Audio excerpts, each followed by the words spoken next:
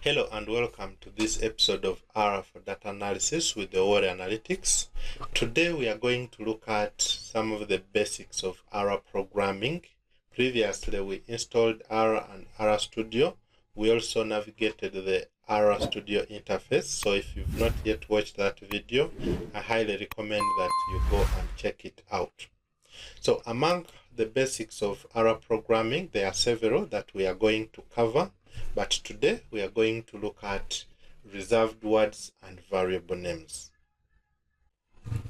In this session, we are going to use two script files from the folder that we've created for this course. You can download that folder from the link in the description of this video. The folder is called R Tutorials, and inside it, you will find two subfolders. So we are going to get two files from R Tutorial files. If you open it, we are going to use reserved words and then variable names. That is session 2 and 3. If you do not have the folder, still you don't need to worry, because you can still follow what we are doing by trying it out on your computer.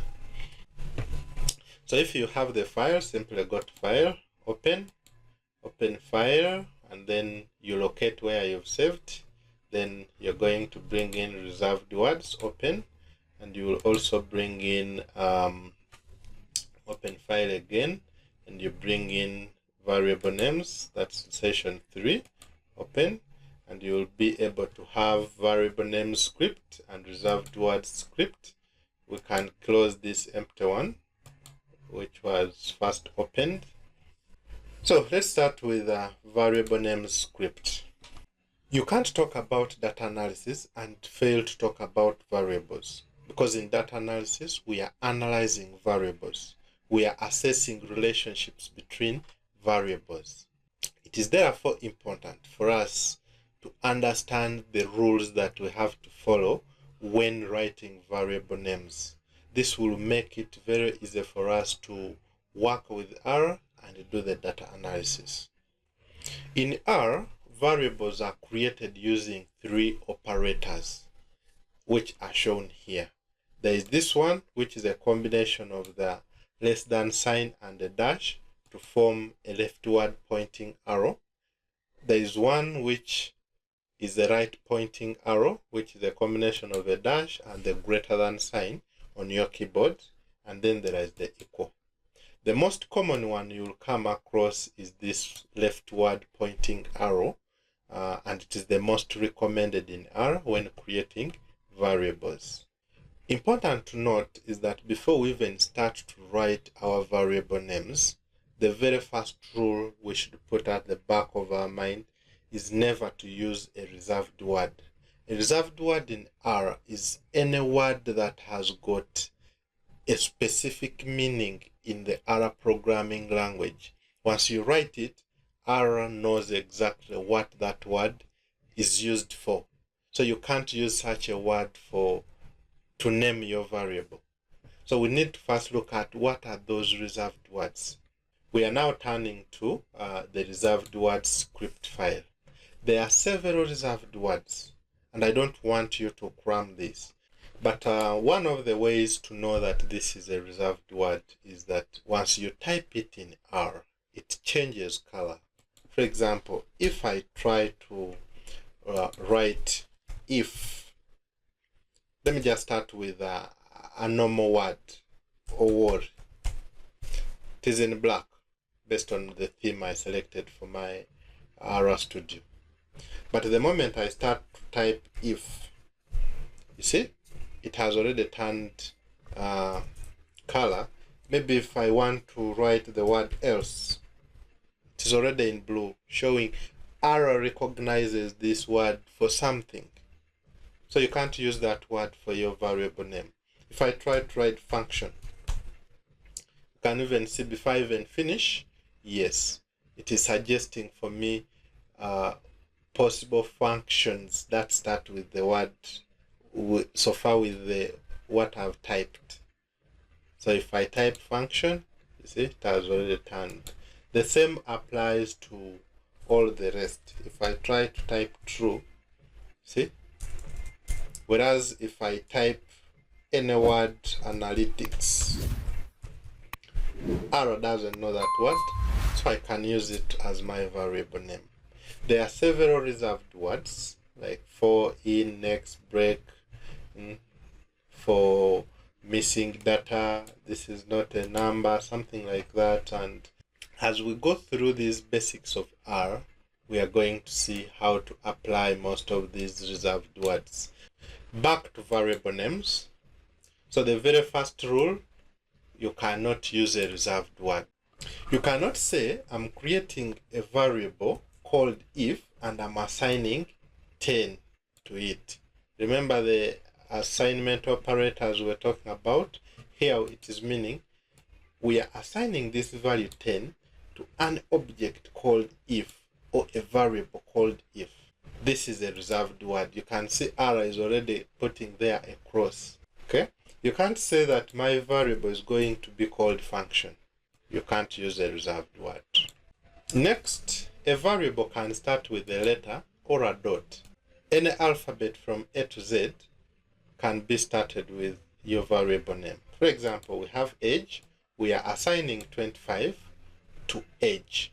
And if I press Ctrl Enter, yes, you can see that this has been executed without error, and an object called age carrying a value of 25 has been created in the environment. Or it can start with a dot. I can say dot weight and I assign a value of 40 to weight. And if I press Ctrl Enter, you can see that yes, this has been successfully created. Unfortunately, I can't see that variable in here under objects, because R takes any variable that starts with a dot as a hidden object. Like, it won't appear in your environment, but it exists. For example, if I try just to maybe add age plus weight, it may not make a lot of sense, but just to demonstrate, if I say age plus dot weight, it is already suggesting for me it is an object already stored somewhere.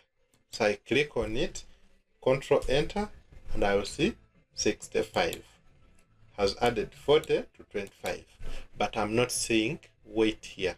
So if really you want to see your variables, why would you start with a dot?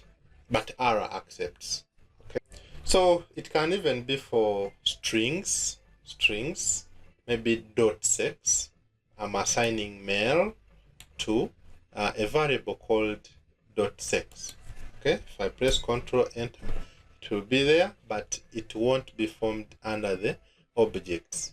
But if I want to see the value for dot sex, for example, Ctrl Enter, I'll see that dot sex is storing male, a value called male. So I can remove this. You can have variables like district equals you assign there Kampala. Whenever you're creating a string variable, it has to be in double quotes. That's what tells R that this is a string that you're creating. That's why you see sex and district, we are putting them in double quotes to tell R that this is a string. Another rule to observe is that if you're starting with a dot for your variable name, the second character cannot be a number. You can create dot patient ID and you assign this string, but again, you can't say my variable name is starting with dot to patient ID. If I try to enter this, it will not be allowed. After a dot, it should be followed by a character. Okay, so I will remove this, Control Enter to accept. For example, data entry status. That's okay, it will accept. Your data can also store logical values. Logical value we mean true or false. We shall see this in later videos. You don't need to stress about it. Another one to observe, if your variable starts with a character A to Z, it can contain letters, numbers, dots, and underscore. There is no problem. So you can have, for example, age underscore years. You assign a 30, and it will be created here. Marital dot status. Since we've started with the character, we can have dot, underscore, or numbers in between there. So a dot has been accepted. You can see we've created the object there. Education level, it is combining characters, underscore, and a letter, I mean a number 2. So we assign primary, which is a string. We enter it. Yes, it has been created. Occupation type, it has worked. The other thing is that no spaces are allowed. You can't create a variable like patient age where you have patient space age. If you try to run this unexpected symbol in patient age, it won't accept. So alternatives that you can use, let me just put back that hash. The alternatives that you can use underscore, patient underscore age. That one will accept. Maybe patient.age can accept. Patient age, maybe no space, you can just try to capitalize the second word. It will accept. And always remember, R is case sensitive. If you're creating a variable called age with small letters, it will be created. You're assigning there 25. But a capital A is also a different variable. It will still be created age here. Even when you have uppercase all, these are 3 different variables. So R is case sensitive. Always remember that. This part, actually this part here is supposed to be with functions. You can't use reserved words here. Sorry, I missed that. But if you are to use a reserved word, we said you can't use a reserved word, but if you are to use it, then you can combine it with other words.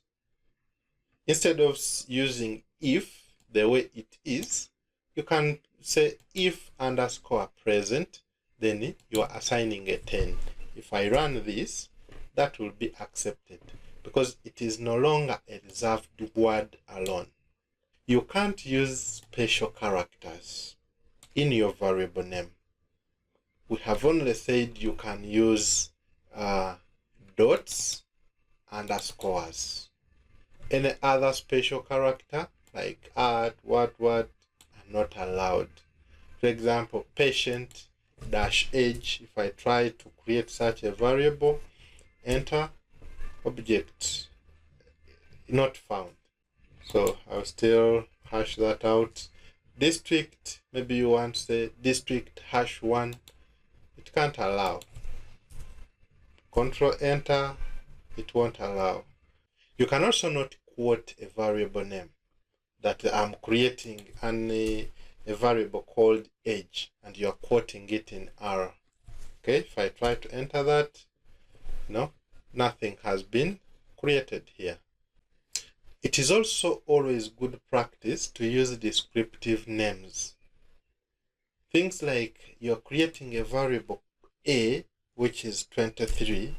Yes, it will be created, but it is very ambiguous. It remains unclear. For example, you have X1, female. It remains really unclear. So it is recommended that you try to use descriptive names so that even if you share this dataset with some other person who wasn't with you when you're trying to create these variables, can easily follow. For example, age in years, I can easily understand that. If you found this video helpful, consider liking the video and subscribing to the channel so that you don't miss out any of our episodes. In our next video, we cover data types and data structures. See you in the next video.